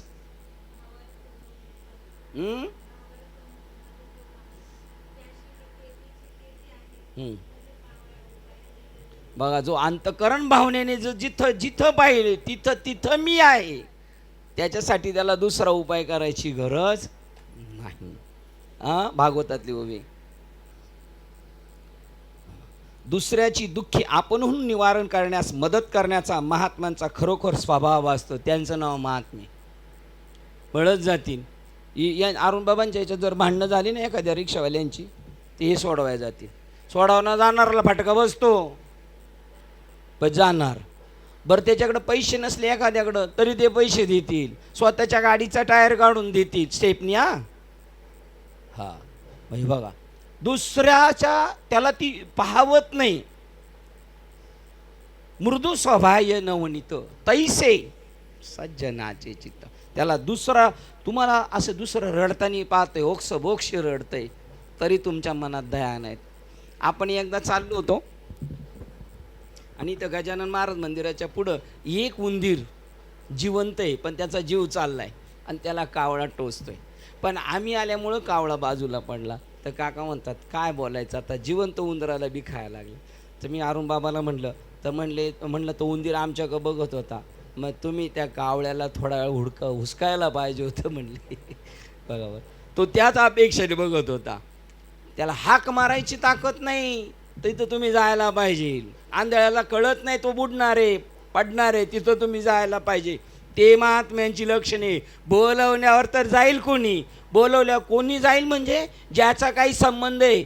यांच्याकडं माझे पैसे आहेत आणि हे बुडायला लागले, मी पळणार. यांचं घर विजवायला मी पळणार. मला 1 रुपया व्याज 100वर मिळणार आहे म्हणून मी पळणार आहे. पण माझं यांचा काही संबंध नाही. पेटलं अशी गावची खदरी आहेत सगळी. काय घेणे म्हणले आपल्याला कोणाच्या भांडणात पडायचं. आणि इथली बी तसलीच आहेत. त्याला नाही म्हणायचं सर्वांगावर प्रेम करणं. काय ते म्हणतात बा, दुसऱ्याची दुःखे आपणहून निवारण करण्यास मदत करण्याचा महात्म्यांचा खरोखर स्वभाव असतो. असा चंद्रमा स्वतःहून सूर्यकिरणांनी तप्त झालेल्या पृथ्वी शांत करत असतो. बघा, सूर्य तापून गेला का आपोआप चंद्र येतो. तापली ते यांना काय करतो आता, शांत करतो. बघा, का त्याला कोणी बोलवणं धाडले. मनाचे औदार्य, आनंदी स्वभाव इत्यादी गुण हे परिपूर्णतेला पोहोचलेल्या महात्म्यांचे सहज धर्म होत. देसाई बाबांच्या घरी गेलतो आणि अरुण बाबांचा फोन आला. मला जाताना दिसले बाबा, म्हणजे म्हणले या बाबा आहेत. बाबांनी आल्या अरुण बाबांना प्रश्न विचारला, तुम्ही नेहमी प्रसन्न कसे असता.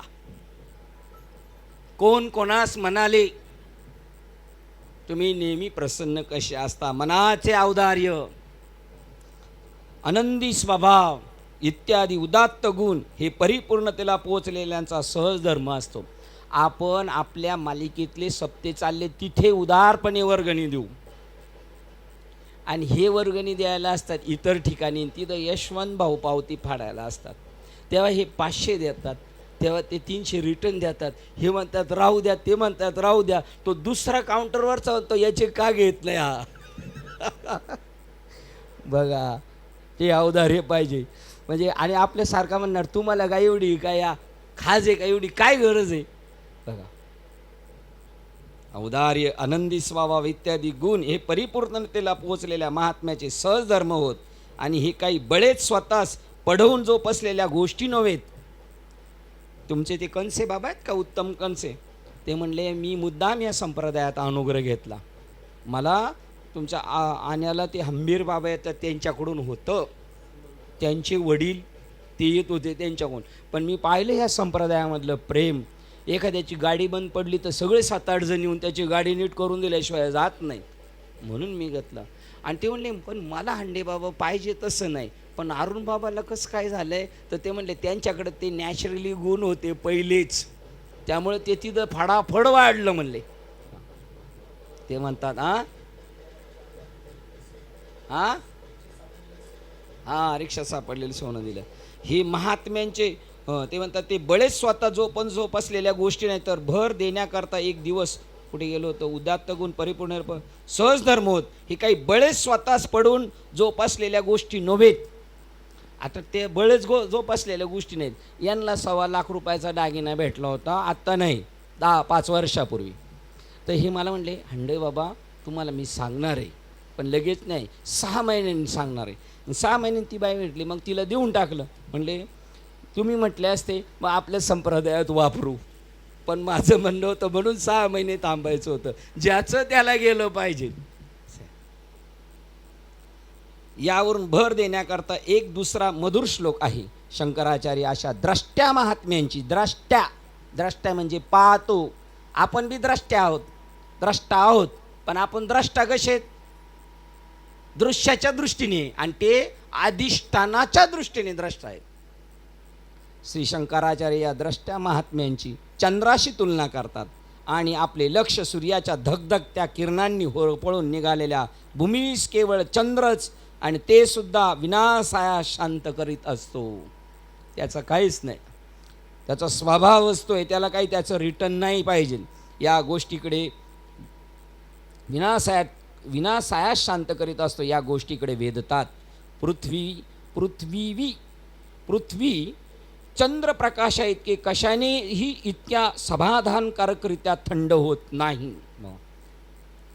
म्हणजे तुम्हाला पाणी द्या, काही द्या, तरी ती पृथ्वी तेवढी शांत नाही होणार, पण सूर्याच्या चंद्राच्या शीतलतेने होईल. तसं आपल्याला जगातल्या कोणत्याही गोष्टी भेटल्या तर आपण शांत होऊ शकत नाही, पण संत भेटले तरच शांत होऊ शकतो आपण. शिवाय चंद्रप्रकाशामुळे भूमीस एक कॅलरीसुद्धा उष्णता मिळण्याची कदापि शक्यता नसते. कामना त्यांना बघा, त्या चंद्रप्रकाशामुळे काहीच त्रास नाही होणार. तैसे नभे नाम सर्व मार्गा वरिष्ठ. नामाने कोणाला त्रास नाही होत, साधनेने कोणाला त्रास नाही होत, साधूकडून कधी कोणाला त्रास होत नाही. त्रास देणाराला सुद्धा साधू त्रास देणारा नाही तर साधू जर बोललाच काही संपला समजायचा, पण बोलणार नाही. भूमीस एक कॅलरी सुद्धा उष्णता मिळण्याची कदापि शक्यता नाही. कामना आणि द्वेष, आसक्ती आणि अभिलाषा यांनी भरलेले अंतकरण जेव्हा वणव्यात सापडलेले असते तेव्हा त्याला थंड करण्याचा आणि पूर्ण शांतता आणि समाधान या स्थितीत आणण्याचा खात्रीचा मार्ग म्हणजे सत्संग होय. तिथंच तो शांत होऊ शकतो, इतरत्र नाही होऊ शकत. त्रिविध तापाची झाली बोळवण. बघा, अजून एक नाथबाबांच्या हरिपाठात होते, तो शांत होतो, तापत नाही, शांत करतो तो हरिपाठात. सुखी जेने व्हावे जग निववावे, तापलेल्याला तो शांत करू शकतो जो सुखी झालाय. आता सुखी जेने व्हावे जग निववावे, जग निववावे म्हणजे जग कसं आहे, तापलेले, आणि जो गेलाय शांत कराय तो तापलेला असला तर भडकाच उडल मग तिथं.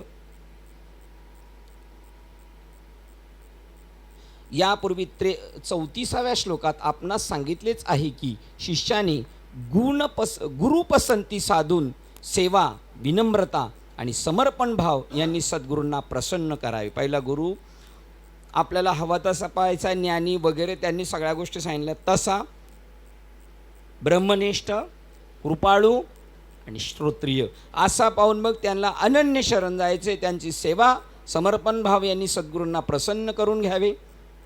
शिष्याने सद्गुरूविषयी संपूर्ण शरणागतीचा भाव व्यक्त करण्याकरता त्या महात्म्यांच्या गौरवार्थ श्री शंकराचार्यांनी आत्तापर्यंत 4 श्लोक खर्ची पाडले आहेत. आणि गुरुचा मोठेपणा वाढवण्यासाठी नाही आहे ते श्लोक. सच्चा गुरु ह्या गोष्टीची वल्गना सुद्धा करणार नाही. सुमन सांगतो याच्यावर जास्त बोलणार पण नाहीत ते म्हणतात हे जे 4 श्लोक सांगितले तर गुरूंचा मोठेपणा करण्यासाठी नाही, तुमचं काम करून घेण्यासाठी. समर्पण भाव, विनम्रता, सेवा हे तुमचे कल्याण व्हावं म्हणून शिष्याने सद्गुरूविषयी संपूर्ण शरणागतीचा भाव व्यक्त करण्याकरता त्या महात्म्यांच्या गौरवार्थ श्री शंकराचार्यांनी आत्तापर्यंत 4 श्लोक खर्ची पाडले आहेत. उत्स्फूर्त प्रवचनाच्या आणि विवरणाच्या द्वारा विपरीत ज्ञानाच्या चाकोऱ्यातून साधक वर उचलला जावा म्हणून. नाही तर ते दुसरीकडं भरसटल. त्याला सांगितलं इकडे जाऊ नको, आपण मुलाला सांगतो ना तिकडं जाऊ नको, ते काय म्हणतं, नाही जाणार समजायचं तो समर्पण नाही, ते कार्ट ऐकण्याच्या हद्दीच्या पलीकडे गेलेले. का म्हणतो मग जा तरफड, का म्हणतो त्याच्या पाठीमागं काही कारण आहे. त्याच्यासाठी सांगतात त्याला पूर्ण ते त्याला सांगणार हे नाही करायचं, तो नाही करणार, तो का नाही करायचं हे सुद्धा विचारणार नाही. प्रवचनाच्या आणि विवरणाच्या द्वारा विपरीत ज्ञानाच्या चाकोऱ्यातून साधक वर उचलला जावा, यथार्थ ज्ञानाकडे जावं आणि विपरीत ज्ञानाच्या आहारी जाऊ नये म्हणून हे खर्च केलेले. उचलला जावा म्हणून महात्म्याला त्याने विचारलेल्या निश्चित शंका आणि मुद्देसूर परिप्रश्न आणि सद्गुरूंनी दिलेली त्याची उत्तरे आपणास पुढील श्लोकात सापडतात. ते एक विस्तृत रूपक असून ते इतक्या सुंदर रीतीने वापरलेले आहे की त्याचा शेवट आणि त्यामधील लावण्य यावरून संस्कृत भाषेतील काही उत्कृष्ट वाङ्मयाची आठवण होते. श्लोक क्रमांक 38 संपला. 39 वाचतोय. हिणकसपणा घालवणाऱ्या, शुद्ध अशा शांत करणाऱ्या, बघा मोड आपण सोनं मोडायला गेलो तर त्याच्यात घट का बरं आहे? 2 ग्रॅमची किंवा 1 ग्रॅमची घट काय? सोन्याची घट आहे ती. त्याचा दुसरा धातू टाकलाय, त्याची घट पकडलेली. मग तो धातू टाकलाच का? नाही टाकत तर अलंकाराला आकार भेटत नाही. हिनकसपणा घालवण्यासाठी शरीर. आणि आता इथं आल्यावर तै शरीर भावनास व्हायचे. शरीर कशासाठी दिले? आत्म्याच्या पाठीमाग लागलेली जीवदशा घालवण्यासाठी शरीर दिले. म्हणजे आणि त्याच्याशिवाय तिथपर्यंत पोहोचू शकत नाही. प्रकृतीशिवाय पुरुषापर्यंत जाऊ शकत नाही. पुरुष स्पेशल एकटा काही करू शकत नाही आणि प्रकृती पण सेपरेट काही करू शकत नाही. हिनकसपणा घालवणाऱ्या, शुद्ध अशा, शांत करणाऱ्या, बघा हिनकस घालवणारा, मग त्याच्यामध्ये त्या सोन्याला शुद्ध करणाऱ्या, परत शांत करणाऱ्या, त्याला कलशातून बाहेर पडलेल्या तुमच्या अधरातून वाणीतून वाहणाऱ्या. जसं त्या कलशामधून असं पाणी शिंपडलं तसा त्या साधूचा पूर्ण शरीर कलश आहे. आणि त्या साधूचं पूर्ण कलश शरीर नाही आहे. त्या साधूने तुमचं आपलं शरीर पूर्ण कलश केलं आहे. काय ओवी आहे नानी?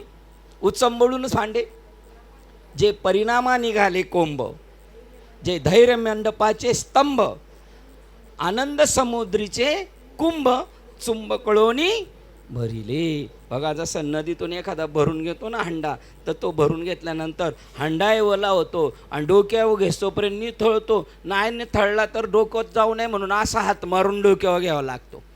हा, तसं तुम्हाला आपले हा पूर्ण कुंभ त्यांचा कुंभ आहे, त्यांचं कलश आहे ना, आपला सुद्धा हा कलश आहे. आणि बाकीचे तांबे आणि तुम्ही आपण आहोत कलश. कलश लागतो देवपूजेला आणि तांब्या लागतो जेवल्यावर पाणी प्यायला. एवढा फरक आहे तांब्यात आणि कलशामध्ये. कलशातून बाहेर पडलेल्या तुमच्या आधारातून म्हणजे अधरातून म्हणजे वाणीतून वाहणाऱ्या आणि कानांना रोचक अशा. कानांना रोचक म्हणजे ज्ञानेश्वरीत म्हणतात की धन्य आज त्या कानांची ज्याला हे असं ऐकायला भेटलं, ते कान धन्य आहेत. ब्रह्मानंद रसाने मथाळलेल्या तुमच्या अमृततुल्य भाषणाचा. मथाळलेल्या म्हणजे जिलेबी काढली पण पाकात नाही टाकली, ही पाकात टाकलेली. बराबर. अरण्यातील वडवानळाच्या ज्वाला जिव्हानीच, बघा अरण्यातील वडवानळाच्या ज्वाला जिव्हानीच होरपळून तप्त झालेल्या माझ्यावर वर्षाव करा. बघा समुद्रातला नाही वडवानळ, तो भयंकर आहे. इथं अरण्यातील वडवानळ म्हणजे तो पाणी हे शांत करतंय इतर तर पेटवल्यानंतर, पण समुद्रातल्याला नाही. तुम्हाला गाणं माहिती असेल, चिंगारी जब कोई भडके, आहे की नाही? त्याला जर पाणीच आग लावायला लागलं तर आकाशाने विझल. हे म्हणतात होरपळून तृप्त झालेल्या माझ्यावर वडवानळ आहे आणि हा अरण्यातला आहे, समुद्रातला नाही. होरपळून तप्त झालेल्या माझ्यावर वर्षाव करा. जेवढे आहे तेवढ्यांना घ्या. हे प्रभू, आपल्या कृपाछत्राखाली त्यांना आणून ज्यांनी तुमच्या क्षणिक कटाक्षसुद्धा संपादन केला असेल असे धन्य होय.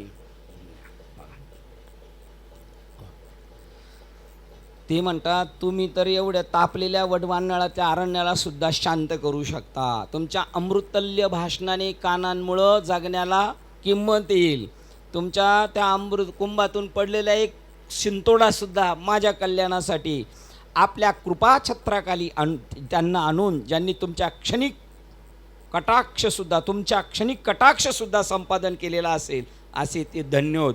जे तुमच्या बरोबरच राहिलेले ते नाही, क्षणिक काळात तुमच्या जवळ येऊन आले, तुमच्या कृपा कटाक्ष निहाळलेले, तुमच्या डोळ्याच्या नजरेत जे आलेत त्यांचं सुद्धा कल्याण आहे. तेव्हा संस्कृत भाषेतील रूपके ही इंग्रजी शब्दसंग्रहाच्या कवेत चपखळपणे बसू शकत नाही, कारण ही प्रवचनं इंग्लिशमध्ये होती, याचं यांनी मराठीत केले. पण ते म्हणतात संस्कृत भाषेतले काही शब्द असे भेटतच नाही इंग्लिशमध्ये का ते तिथं टाकता येईल. आणि ऐकणारा श्रोता कोण आहे? सगळा इंग्लिश लोक आहे ते ऐकणारे, त्यांना ती भाषा समजते. ते मग आपण त्यांचा अनुवाद करण्याचा प्रयत्न केला तरी तो एक गोंधळात टाकणारे शब्द जंजाळ ठरते. एखादा शब्द जर तिकडचा जरी टाकला तर तो यथार्थ बोध करू शकत नाही तिथं. तत्वचिंतन शंकराचार्य हे तत्वचिंतक शंकराचार्य हे भाषाशैली आणि स्वरबद्धता या दोहीतील उत्कृष्ट सौंदर्य, गूढार्थ आणि प्रसन्नचित्तता यांनी भरलेल्या काव्यरचना शैलीचा या ठिकाणी वापर करतात. त्यांच्या भाषेमध्ये ती उत्कृष्टता आहे, त्यांच्यामध्ये ते उत्कृष्ट सौंदर्य आहे त्यांच्या भाषेत. म्हणजे बोलताना आत्मस्वरूपात ते शब्द आहेत ना, त्यांचे शब्द त्यांच्या मुखातून आलेले आपल्याला आत्मानुभूतीचा आनंद देतील. जो महावाक्याने आनंद भेटतो ते त्यांच्या सामान्य याच्यातून भेटेल. म्हणून ज्ञानेश्वर महाराज म्हणतात, तयाचे बिसाट शब्द सुखे म्हणू येती वेद, ते सदैव सचितानंद का नव्हते. त्यांचे टाकाऊ शब्द ते आपल्याला हितकारक आहे ना. कबीर बाबाला बसलेली लाथ तो अनुग्रह आहे. पहा, उदार्थ आणि प्रसन्न चित्तता यांनी भरलेले काव्यशैलीचा, काव्य रचना शैलीचा या ठिकाणी वापर करतात. जर ही रूपके आपण उलगडू आणि त्यातील वाङ्मयीन अलंकार बाजूला करू तर त्यामध्ये सर्व काही सांगितले आहे ते हेच की, हे सद्गुरू मजवर कृपा करा आणि मला भवसागर, भवसंसार व त्यातील दुःखे या पलीकडे जाण्याचा मार्ग दाखवा. ह्या रूपकांचा आशय काय आहे? जर खोलून पाहिलं त्या शब्दांचा तो अलंकार की रूपकं बाजूला केली तर त्याचा एकच आशय, मज सोडवी दातारा. श्लोक क्रमांक 40 वाचतोय. सापेक्ष क्षणिक अस्तित्वाचा हा भवसिंधू कसा तरू. बघा बरं का, सापेक्ष क्षणिक अस्तित्वाचा हा भवसिंधू कसा तरू. सापेक्ष क्षणिक, आता मला जो संसार तरून जायचा भवसिंधू तो कसा आहे? क्षणिक आहे, तो खरा नाही आहे. पण खरा नसून सुद्धा मी होरपळतोय, तर मी कसा जाऊ? या सुखाच्या, या दुःखाच्या सापेक्ष त्याला सुख म्हणतात आणि सुखाच्या सापेक्ष दुःख म्हणतात. मी कसा भवसागर, भवसिंधू कसा तरू? प्रश्नचिन्ह. मला कोणती गती प्राप्त होणार? प्रश्नचिन्ह. अनेकापैकी कोणत्या उपायाचा मी अवलंब करू? बघा, प्रश्न करतात. जगात भरपूर उपाय आहेत. सगळे लोक म्हणतात, आपल्या जाधव साहेबांची आठवण होती, ते म्हणतात कुठून जा, पंढरपूरला जाता येतं, कुठून गेलं तर काय आहे? ते म्हणतात कुठून खाल्लं तर काय पोटातच जाणार आहे का? हे की नाही? अनेकापैकी कोणत्या उपायाचा मी अवलंब करावा, त्यापैकी मला काहीच कळत नाही. हे प्रभू, हे काहीच कळत नाही त्याला सांगतात. थोडं थोडं कळतं त्याला सुद्धा सांगत नाही. हे प्रभू, मला वाचवा आणि या सीमित जीवनातील दुःखाचा, बघा हे जीवन कसं आहे? सीमित. आणि मग या जीवनातलं दुःख, पण मला आत्यंतिक दुःखाची निवृत्ती करायची, या थातूर मातूरची नाही. आणि या सीमित जीवनातील दुःखाचा शेवट कसा करावा हे मला कृपया विस्ताराने सांगा. साधक शिष्याने सद्गुरूची दीर्घकाळ सेवा करून त्यांच्याशी पूर्णपणे एकात्म साधल्यावर त्यांना कोणते प्रश्न विचारावेत? काल आला लगेच प्रश्न विचारायला लागला त्याला नाही. साधक शिष्याने सद्गुरूंची दीर्घकाळ सेवा करून विचारसागरकडे गेलो का 6 महिने ते राजाची पोरं सेवा करत होते, तरीसुद्धा त्याचं नावसुद्धा नाही विचारलं त्यांचं. आणि आत्ता आळंदीमध्ये एक विद्यार्थी भेटला होता, आपण गेलतो तेव्हा, तर तो काल काय बाबांचं नाव आलं होतं त्या कुरेकर बाबांच्या तिथं तो सेवा करतो. छोटा पोरगा आहे तो. तर तो म्हणला मी बाबांची सगळी सेवा करायची, पण काय बाबा माझ्याकडे बघत नव्हते. आणि 6 महिन्याने म्हणले, बाळा तुझं नाव काय? लय खुश, बाबा माझ्याशी बोलले, बाबा माझ्याशी बोलले. म्हणजे कधी नवत बोलले तरच आनंद होतो, रोज बोलले का अशा आड्या चढत्यात. त्यामुळे जास्त बोलायचं नाही बा. आणि त्याच्यामध्ये सांगितलं ते 3 राजाचे शिष्य, राजाची 3 पोरं तिकडे गेली 6 महिने सेवा केल्यावर. मग त्यांच्या गुरुजींनी विचारलं तुम्ही कोण? ते म्हणले मी शुभसंतती राजाची आम्ही 3 मुलं आहोत. आम्ही शुभसंतती राजाची 3 मुलं आहेत. त्याच्याबरोबर लगेच ते म्हणले गणेश मुळे पावती पुस्तकं आणा. कारण पावती आता मोठी भेटणार आहे, राजाची पावती म्हणजे जोरदारच असणार आहे. आणा पावती बरं. बघा, बरं बरं म्हटले. कशासाठी आलेत? आम्हाला मुक्त व्हायचं, आम्हाला मोक्ष पाहिजे, आम्हाला सेवा. मग तिघांना तत्वमसी महावाक्याचा उपदेश केला. असं नाही केला या वाक्यावर ताण आहे. तुकाराम महाराज जरी म्हटले अधिकार तैसा करू उपदेश साहे ओझे त्यासी तैसे देऊ, याचा अर्थ एकाला एक एकाला एक एकाला एक नाही, सरसकट दे राया रंका पारण्या मोदाशी. कोणी कसं असलं तर त्याला तसंच देणार, आणि त्याला ठसवण्यासाठी जर तो त्यांच्या संगतीत असला तर ते त्याचं जोपासना करणार. पण आपला अजून एक भाग्य अजून अधिकमध्ये आपण जरी नाही त्यांच्याकडे गेलो, त्यांना जास्त खाज येते, आपल्याकडे येतील. अरे बाबा काय आहे, आणि त्याला खरा साधू म्हणतात. अहो आता सध्या शेतकरी उन्हाळ्यामध्ये सुद्धा रोज जायचे वावराकडं. उन्हाळ्यात काय नुसती नांगरलेली ढेकळं बघायला, तर पेरल्यावर काय करील तो माणूस? पेरल्यावर तो रोज जाईल, कुठपर्यंत आले, उतरले, कुठं फटा पडलाय, कुठं खत टाकायचंय, कुठं काय करायचंय, ती काळजी तो घेणार, तर त्याला कंस भेटतील, आहे की नाही. साधक शिष्याने सद्गुरूची दीर्घकाल सेवा करून त्यांच्याशी पूर्णपणे एकात्म झाल्यावर त्यांना कोणते प्रश्न विचारायत? बघा, दीर्घकाळ सेवा करून पण अगर्वता करावे, मी कोणतरी आहे अशी जाणीवे, तरी त्याला प्रश्न करण्याचा राईट नाही. त्यांच्याशी पूर्णपणे एकात्म झाल्यावर त्यांना कोणते प्रश्न विचारावेत त्याचा हा एक नमुना आहे. शिष्याने याआधी स्वतःहून किती स्वच्छपणे चिंतन केले आहे आणि तो तर्कसंगत अनुमानाप्रत पोचला आहे यासंबंधी ते प्रश्नच भक्कम पुरावा देतात. त्याने विविध अनुभवांनी भरलेले जीवन विवेकाने जगलेले असते. यांच्यापर्यंत पोचले म्हणजे त्यांनी पण सगळं बाहेरचं पाहून आलेलं आहे. थोडा उलट बाहेरचं पाहून आलेला असेल तर तो जरा बरं आहे. जीवनात अनुभवलेल्या अजिंक्य अशा अडचणीमुळे तो कधीही निराश झालेला नसतो किंवा सत्यासंबंधी तो कधीही तडजोड करण्यासही तयार नसतो. कशाला काय म्हणून आपलं ग बसणार नाही. म्हणजे थोडक्यात जरी म्हणले महाराज बैल गाभण, तो म्हणणार कसा होऊ शकतो, असा असतो तो. आणि तसा म्हणणार असा एखादाच असतो, नाही तर बाकीचे सगळे म्हणणार बाबा 10वा महिना असेल. किंवा सत्यासंबंधी तो कधीही तो तडजोड करावयास तयार नसतो. त्याने जीवनात येणाऱ्या अनुभवाचे विश्लेषण केलेले असते आणि अनित्य वस्तू त्याला अनित्य सुखाव्यतिरिक्त दुसरे काही देऊ शकत नाही या अनुमानाप्रती तो आलेला असतो. त्याला व्यवहारातली कोणती गोष्ट दिली तर त्याने समाधान आहे. तो म्हणतो हे समाधान क्षणिक आहे, मला अनित्यातलं सुख नको आहे, मला नित्यातलं सुख पाहिजे. आणि ते नित्यातलं सुख तर कोठार आहे, तैसा हृदयामध्ये सर्व सुखाचा आराम होय तिथे. काही देऊ शकत नाही, अनुमानापर्यंत तो आलेला असतो. त्याने स्वतःचे आत्मपरीक्षण केलेले असते. स्वतःला पण आपण स्वतः पहिलं पाहायचं असतं आणि जीवनातील आपल्या अपेक्षा याच्यापासून आणि जीवनातील आपल्या अपेक्षा ज्याच्यापासून त्याला नित्य सुख मिळू शकेल अशा अनंत पूर्ण तत्वाहून यत्किंचितही न्यून नसतात याचे त्यांनी अचूक निदान केलेले असते. मला शाश्वत सुख कुठे भेटेल तर ईश्वराची भेट होईल तेव्हाच. त्यांनी तुकाराम महाराजांचा अभंग ऐकलेला असतो, तेने विन जीवा सुख नोव्हे, आपुला तो एक देव करून घ्यावा. असे त्याने अनंत तत्वाची अनुभूती त्याला कशी येऊ शकेल आणि त्यामुळे अनित्याच्या संपूर्ण अतीत कसे होता येईल. बघा, यत्किंचे त्याने अचूक निदान केलेले असते का मला इतर जगातून सुख भेटणार नाही. त्याने अनंत तत्वाची अनुभूती त्याला कशी येऊ शकेल आणि त्यामुळे अनित्याच्या संपूर्ण अतीत कसे होता येईल, नित्य सुख कसे मिळेल आणि अनित्याच्या पार कसा मी होईल हे त्याला सद्गुरूच्याकडून माहीत करून घ्यावयाचे असते. हा भवसागर मी कसा तरून जाईल असे तो विचारतो.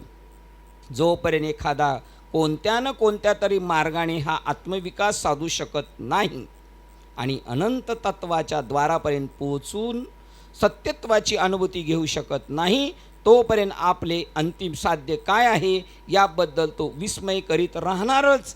बघा, अनेक मार्ग करत असताना काहीच मिळालं नाही त्याला तर तो कल्पनाच करणार आणि ते कल्पनेच्या पलीकडे तिथं तर्कसुद्धा चालू शकत नाही. काय असेल ते तत्व, काय असेल ते तत्व. जरी ग्रंथ वाचलेले आहेत आणि त्याचं सगळं त्याला माहिती आहे, ते असं आहे तसं आहे, पण आपल्या अनुभूतीला नाही आलं. त्यामुळे तो मी कसा पोहोचेल तिथपर्यंत, मी भरपूर साधने केले, पण अंतिम साध्य काय आहे याबद्दल तो विस्मय करीत राहणारच. नेमकं काय असेल ती काय स्टेप असेल. या प्रश्नाचा अर्थ असा मुळीच नव्हे की आपले साध्य काय आहे याबद्दल तो अनभिज्ञ असतो. नाही, काय साध्य करायचं हे माहिती आहे, पण ते कसं आहे ह्याच्यात तो विस्मय करत असतो. आणि त्याला आश्चर्याचा धक्काच बसतो ना, तो विस्मय करत असतो. मला परमात्मा कसा असेल, कसा असेल, तो मला कधी भेटेल, मला कधी भेटेल, आणि मला भेटेलच का, अशा प्रश्न तो बाबाकडे गेला. आणि तो आश्चर्य बुवा, त्याला माहिती असेल पण कधी भेटेल. आणि त्याला बाबांनी सांगितलं जा तूच तोय. म्हणजे त्याला आश्चर्याच्या धक्क्याला धक्केच बसत बसतील त्याला. बापरे, मी येतो. आता बाबा जरी बोलले तो तू आहे, तरी आपला पूर्ण विश्वास कुठे. छे, आम्हाला पटतच नाही, आम्ही कसे, आम्हाला पक्क माहिती.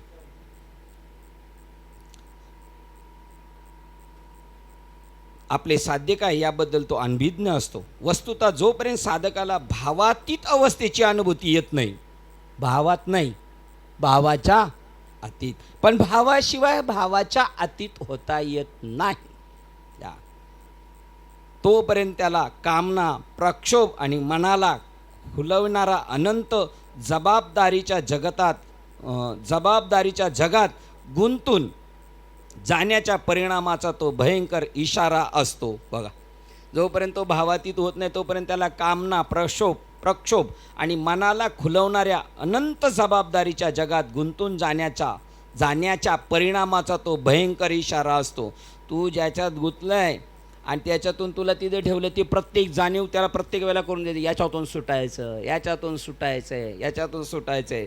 जरी तो स्वतः व्यतीत करीत असलेल्या जीवनासंबंधीचा स्वतंत्र निर्णयापर्यंत आलेला असतो आणि जरी त्याला जीवन साध्य माहीत झालेले असते, तरी कोणत्या निश्चित मार्गाने आपल्या भ्रांतीचा निराश करून ते साध्य प्राप्त करू शकेल यासंबंधी मात्र तो अनिश्चित असतो. त्याला आता कळाले मला नेमकं काय करायचे, हे सगळं कळालेलं आहे, पण तरी नेमकं कोणत्या मार्गाने जावं, काय करायचं आणि काय प्राप्त करायचं, पण कोणत्या मार्गाने गेल्यावर मला ते भेटेल त्याबाबत तो अनिश्चित आहे. पण त्यांनी एक ध्येय ठरवले, मला ते प्राप्त करायचं, पण कसं करायचं, कसं जाऊ मी. धार्मिक ग्रंथात विवरण केलेल्या जीवनाच्या आध्यात्मिक शास्त्राबद्दल त्याने पुष्कळ वाचन केलेले असते. त्या माणसाला एक झटकन बोध होतं, त्याला बहुश्रुतपणा म्हणतात. नाही वाचलं तर ऐकलं तरी पाहिजे, त्याला झटाझट कळणार. तुम्ही जा बरं कीर्तनाला आणि सांप्रदायिक लोकांमध्ये कीर्तनाला जा, तुम्हाला लवकर आनंद होणार. तुम्हाला काय सांगायचं हे त्यांना कळत जाईल, ते अनुभवणार नाही, पण काय सांगायचं, कारण त्यांना अक्षर ओळख झालेली आहे, त्यांचे कानपाट आहेत ते सगळ्या गोष्टी, त्यामुळे त्यांना झटकन कळणार. धार्मिक ग्रंथात विवरण केलेल्या जीवनाच्या आध्यात्मिक शास्त्राबद्दल त्याने पुष्कळ वाचन केलेले असते आणि त्यामध्ये आत्मविकासनाचे विविध मार्ग असल्याचे त्याला आढळून येते. भरपूर मार्ग आहेत, पण मी कोणत्या मार्गाने जाऊ. तथापि नेमका कोणता मार्ग त्याला उपयोगी पडेल हे सद्गुरूंच्याकडून त्याला माहीत करून घ्यावायचे असते. प्रयोगात चुका झाल्यावर पुन्हा प्रयोग करणे, या पद्धतीने एखाद्याला स्वतःचा योग्य मार्ग सापडेल. परंतु आत्मविकासनाचा अचूक मार्ग दाखवण्याकरता त्याला जर सद्गुरू भेटले तर ते जास्त सोयीचे व ती एक पवित्र ईश्वर कृपा समजावयास पाहिजे. म्हणून यापैकी कोणत्या मार्गाचा मी अवलंब करू, प्रश्नचिन्ह, असे शिष्य विचारित आहे. न जाणे हा वाक्य प्रयोग म्हणजे काही शिष्यांच्या अज्ञानाची ती बुद्धी मान्य कबुली नव्हे, तर ते विनम्रतेचे आणि भक्तीचे आणि गुरुसंबंधी आदराची भावना व्यक्त करणारी उद्गार आहे. म्हणजे पारच तो अनपड आहे असं नाही, इथपर्यंत आलाय म्हणजे तो त्याला काही कळत नाही, पण तरी पण त्याला परफेक्ट मार्ग पाहिजे आणि नम्रतेने विचारतो आणि चांगली भाव असल्यामुळे विचारतो. आता त्याला प्रकरण चेंज होतं आहे. आता सद्गुरू त्याला उपदेश करणारे, सद्गुरूचा उपदेश विधी 10वं प्रकरण आहे आणि 41 नंबरचा श्लोक आहे. आत्ता आपण इथे थांबतो आहे, आपली वेळ झाली असल्यामुळे श्लोक क्रमांक 40ला आपण थांबतो आहे. उद्याचा विषय आहे सद्गुरूचा उपदेश विधी. थांबूया आपण. झालेली सेवा हृदयस्थ सद्गुरू सच्चिदानंद श्रीपाद बाबा रामदास बाबा, ग्रंथ विवेक चूडामणी, तसेच संत मालिका तसेच तुम्हा संत वृंदांवर आणि आपले अय्यर बाबा यांच्या चरणावर सेवा समर्पित करून सेवेला इथे आपण पूर्णविराम देऊया. पुंडलिक वरदेव हरी विठ्ठल श्री ज्ञानदेव तुकाराम पंढरीनाथ. जय माऊली ज्ञानेश्वर महाराज की जय. जगद्गुरु संत तुकाराम महाराज की जय. शांती ब्रह्म एकनाथ महाराज की जय. सच्चिदानंद श्रीपाद बाबां की जय. सच्चिदानंद रामदास बाबां की जय. अवधूत चिंतनम श्री गुरुदेव दत्त गोपाल कृष्ण भगवान की जय. बोलो रे भाई सब संतन की जय. गणपती बाप्पा आता विश्वात्मके देवे येणे वाग्यज्ञ तोषावे. दोषोनी मज द्यावे पसायदाने. जे लेकरांची व्यंकटी सांडो त्या सत्कर्मी रती वाढो. भूता परस्परे जडो मैत्र जीवांचे. गुरुदेवांचे तिमिर जाओ विश्व स्वधर्म सूर्य पाहो. गुरुदेवांची रत्योते लाभो प्राणी जात. वर्ष सगळ मंगळी ईश्वर निष्ठांची मांद्याळी. अनवर्त भूमंडळी भेट तुझ्या बुधा. चेतना चिंतामणीचे गाव. बोलते पियुषांचे चंद्रमेचे लांछन. मार्कंडचे तापहीन ते सर्वाई सदा सज्जन सोयरे होतो. लिंगवना सर्व सुखी पूर्ण होणी दिली लोकी. भजेचो आदि पुरुषी अखंडित आणि ग्रंथोपजिले विशेष लोकी. दृष्टादृष्ट विजय होवावेजी. एक म्हणे श्री विश्वेश्वरा हो. होईल दान पसाहो. एमेव ज्ञान देवो सुद्या झाला. एमेव ज्ञान देवो सुद्या झाला. एमेव ज्ञान देवो सुद्या झाला. हरि ओम शांती शांती.